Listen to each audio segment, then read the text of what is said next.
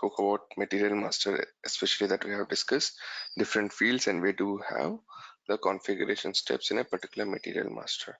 Now again, before we just move ahead, let me just go to XPRO. Just yesterday, just 1 minute.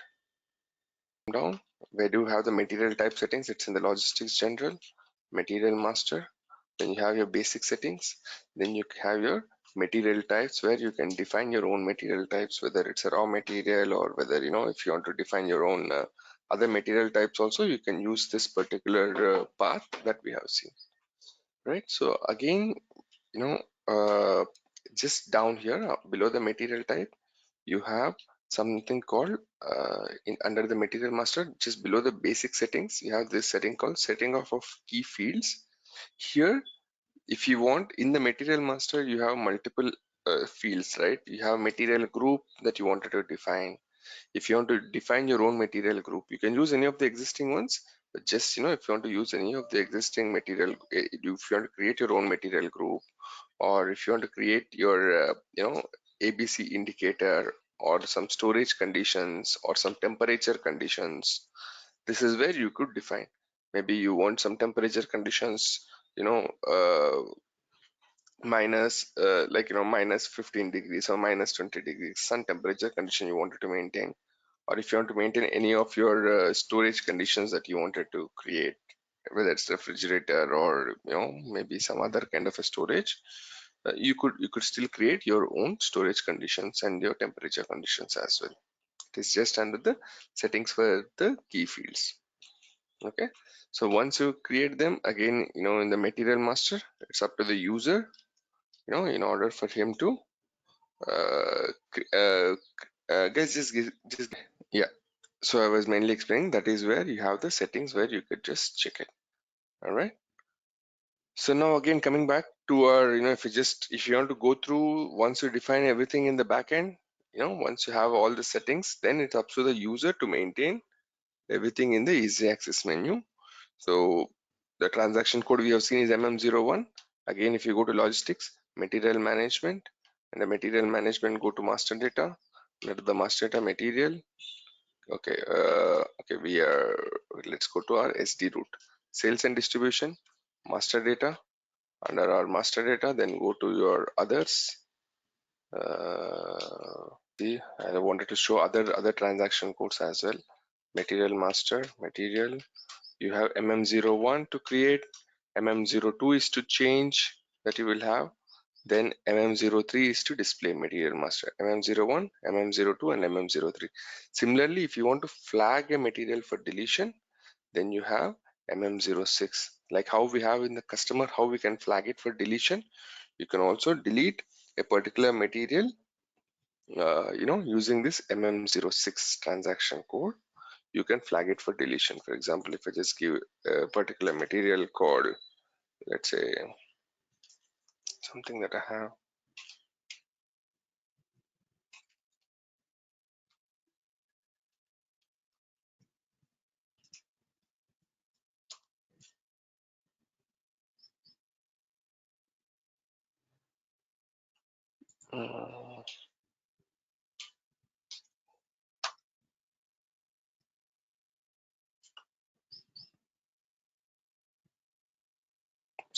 deleted this VEP2, I guess.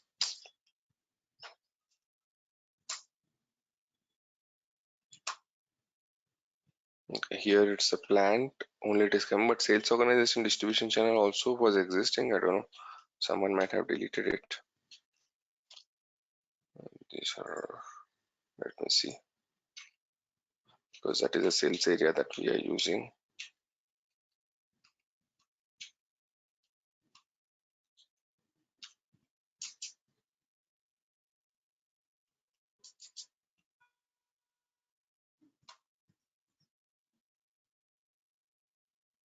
Okay, it's VSP2, sorry, it's not VEP2.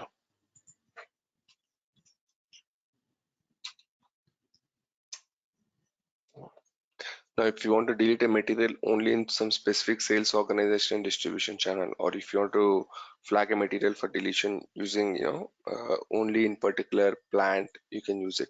Again, here, which plant, if it has multiple storage location, where do you want to, flag a material for deletion, you can use using this, you know, uh, MM06. If you flag it for deletion, you can no longer use that particular material anymore. Similarly, uh, this is for flag for deletion that you have, then you will have okay, let's explain an important one. Okay, I think for you, okay, but anyway, this is also an important one. For example, you have created a particular material, let's say MM03. If you just go here, if you go into a particular material type, if you just click on this I, information of a material, you will be able to see. Okay, now this is currently blocked. That is fine, because we would have blocked it. You can see this is a material type called FERT is the material type that you have.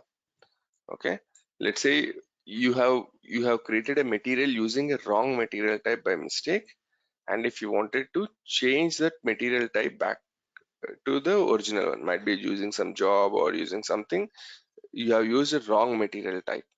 If in case a wrong material type would be assigned, then we have a particular transaction code called, here we have something called MMAM, where you can change to a new material type, but provided, again, there should not be any stock that has been, put in for that particular material. There should not be any sales order that should be there. If nothing is there, and if all the unit of measures and everything, like, both the material types have the same, let's say, same kind of unit of measures and everything, then you should be able to change it. That's what I do is I'll just quickly create one material, MM01. I'll just create something called 03. I'll just maintain some retail. Let's just create something called FERT. Okay, I'll use something called FER1. Ideally, I should do something called FERT, but by mistake I did some FER1, and I created a material. Let's say PC, and I save the material. Now I saved this material. Now if I just go in the change mode of my material here, just the basic data is enough at the point. Now I have this material type called FER1, but ideally I should have FERT is what I wanted to create. By mistake, I have created with FER1. How do you change it? So you can use this transaction code called MEAM. Okay, go to the logistics, material management, material master, material MMAM. Just go here, give the material type, new material type as FERT is your new material type. Enter. System will say, okay, in this material, your new material type you want is FERT, your old material type is FER1. Do you want to proceed? Then you can go and execute it. Once you execute it, it says you're changing the material type. There's just a warning that comes in. Press enter. Then the material type changed. And the material type got changed. Now, if I just go to MM03 in your material master, check what is your material type here, then you can see now it is FERT. It's no longer FER1. Okay, so this is a transaction code that we use.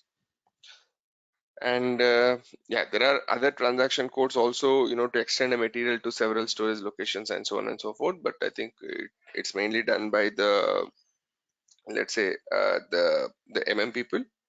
But we can just use this one. I think it's okay. MM01, MM02, MM03, then MM05 also you have a /MM05. You can also just go through this display. Sorry, MM04. It's to display the changes. If in case you go to MM04, you can display if in case what are all the changes that happen to that particular material. If you just execute it, then you'll be able to see who changed what. Let it get loaded. I think for this material I have just created, okay, but I have changed the material type of it, right? But all the changes can be tracked using this MM04. stuck. Okay, so here you'll say, okay, for this material initially it was created using this MM01 that you have it material. I entered this, unit of measure, just created one data here, and I went into MMAM and MMAM. I changed from old material FERT to FER1 to FERT. So all the changes that you do can be tracked using this MM04 transaction. Okay, I think for you guys it's fine if you can remember these transaction codes: MM01, MM02, MM03, MM04, and MM06, and yeah, MMAM as well is it's mainly with okay, nothing. This is to create.